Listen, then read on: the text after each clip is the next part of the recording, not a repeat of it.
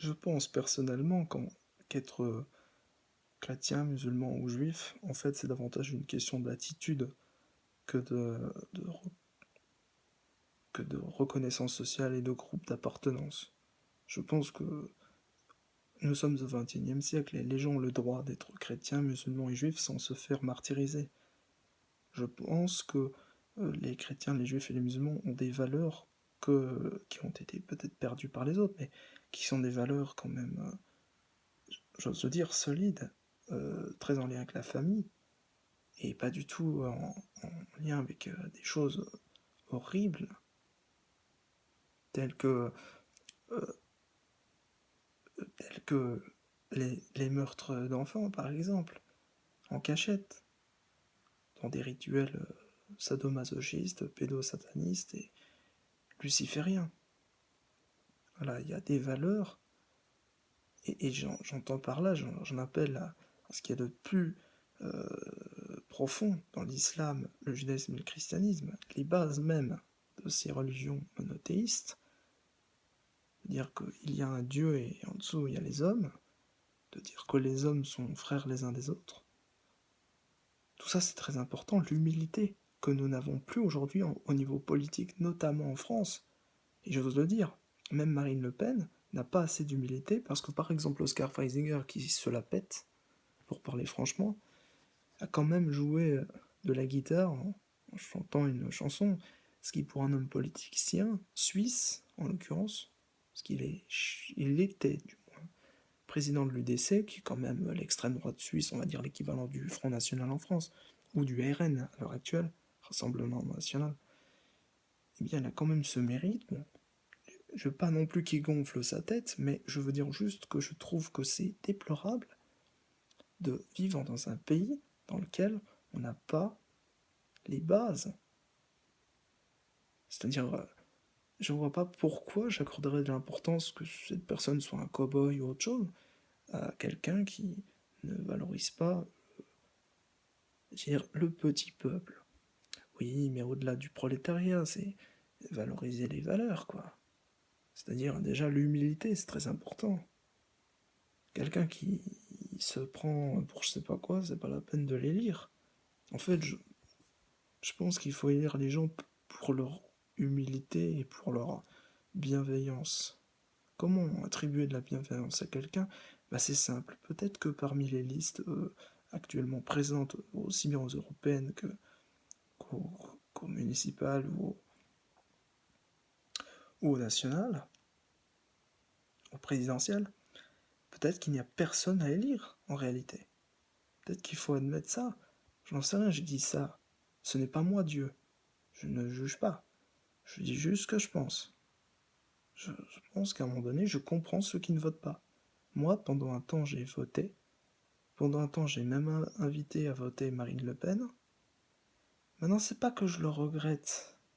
Je regrette pas mon passé parce que mes erreurs, je les ai apprises. C'est la façon dont on vote. Il faut pas voter Marine Le Pen pour faire fuir les étrangers. Il faut voter pour des convictions un peu plus grandes et arrêter de se dire que Marine Le Pen représente quelqu'un de, de, de parfait. Non, elle ne représente qu'elle-même, et pas plus qu'un autre, elle n'est responsable ou coupable de ce qui s'est passé avant elle. Mais simplement, ce qu'il y a, c'est qu'il faut dire, il faut valoriser le côté humble de la personne. Parce que sinon, ils deviendront fous. Imaginez-vous, vous êtes du jour au lendemain projeté dans les, dans, même dans les coulisses de l'histoire, mais à la tête d'un État, parce que vous avez demandé à participer, voilà. Vous prenez la tête, vous prenez une grosse tête. C'est très important, la digestion, c'est comme la plongée, etc. C'est une question de pression. Moi, je pense qu'il n'est pas bon que quelqu'un. En fait, je pense même pas que la présidentielle soit quelque chose d'important. Je pense que il faut quelque chose de bien plus rationnel, et c'est pour ça que je suis pour l'indépendance des régions, Bretagne, qui pour moi est un pays, Alsace, qui pour moi est un pays, parce que je crois sincèrement qu'il faut que on se ressente sur les valeurs humaines, qu'on qu'on essaie de calculer quelque chose qui nous arrange tous au final, et de contrer le nouvel ordre mondial, parce que ce nouvel ordre mondial, il est basé sur une fausse bienveillance, Et c'est anti-peuple, en fait. En fait, on va se servir du peuple comme toujours, on va fonder une religion mondiale qui sera sectaire, et au nom justement de la démocratie et du bien-être social, au nom des valeurs de la République, entre guillemets, on va créer un nouvel ordre mondial. Et il faut surtout pas que ça arrive. Enfin, moi personnellement, en tant qu'humain, je suis opposé de ça. Maintenant, si c'est écrit dans la Bible, le Coran ou la Torah que ça va arriver, je peux rien en tant qu'humain contre ça. Soyons clairs. Ni vous ni moi ne pouvons rien. Mais par contre, j'espère que ça n'arrivera pas. Parce que je n'ai horreur des enfants qu'on envoie à l'abattoir, surtout des bébés. Et, euh, et du reste. Et de manière générale, on voit bien que la société devient de plus en plus bizarre. En fait, on dirait qu'il y a deux pôles. Il y a Daesh qui s'arrange à ce que la société s'islamise, mais en fait se sectarise, en fait, devient de plus en plus sectaire sur les questions. T'es musulman ou t'es pas musulman, sinon c'est la mort, quoi. T'es pas musulman, c'est la mort. Mais même si t'es musulman, ils ont fait quand même certains, ils ont tué des gens à la Mecque. Et ça, c'était Daesh. Enfin, c'était les extrémistes, quoi. Et ils ont tué des gens à Médine, attends, s'il te plaît. Médine, c'est ultra sectaire, c'est ultra pratiquant, etc. Comment tu peux tuer des gens à Médine et à la Mecque? La Mecque, c'est un lieu de pèlerinage. C'est quand même très malsain. Ensuite, Médine, oh, mais quand tu tues des gens dans des lieux de pèlerinage, et qu'après tu. C'est quoi la logique? Tu tues tes propres frères. Et ensuite, après. Mais c'est quoi qui se passe dans ta tête? Sérieusement?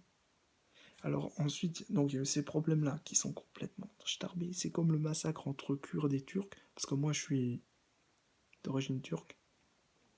Et honnêtement, les massacres, je valorise pas ça. Mais c'est pas, tu sais, la fierté turque et tout, moi je l'ai à fond en fait. Mais le truc c'est, je peux, si tu veux, je l'ai à fond, la fierté raciale, tout ça, pas de problème. Mais simplement, ce que je veux dire par rapport à tout ça, je comprends pas la logique de. Pour moi, si tu veux, la nation turque, c'est une sorte de race. Et pour moi, c'est ça que j'ai dans le cœur. Mais c'est ce que Dieu, Allah, Yahvé m'a donné, et c'est pas quelque chose que j'ai choisi. Et c'est quelque chose dont je suis fier. C'est mon héritage. Mais derrière, je veux dire, pourquoi s'entretuer sur les questions de. Entre frères? Les Kurdes sont des sunnites, les Turcs sont des sunnites, grosso modo. Les Alevis sont en quelque sorte des ancêtres de l'islam, bon, avec des pratiques on peut ne pas aimer, je comprends. Mais simplement, je vois pas pourquoi. Je veux dire, le même problème se pose quand je vois des gens, des sœurs qui sont turques, qui débarquent en Europe, en Allemagne, qui développent les mêmes travers que les Occidentaux, c'est-à-dire en Allemagne, elles roulent un Ferrari comme tous les Turcs. Et les Kurdes, c'est pareil. Hein. Turcs, Kurdes, là-dedans, il y a des Kurdes qui s'associent aux Turcs, dans ces cas-là, et qui se prostituent. Moi, tu veux que je le prenne comment? Sans déconner, moi je fais. C'est même pas des efforts. Je me dis, mais la vie, c'est pas ça. Qu'elle cherche du travail, ok, mais pas ça. C'est pas compris dans l'islam. C'est pas compris dans le judaïsme. C'est pas compris dans le christianisme. Et je dis pas que je suis parfait. Mais je dis que ça, c'est pas bon. Ça, c'est pas bon. En aucun cas.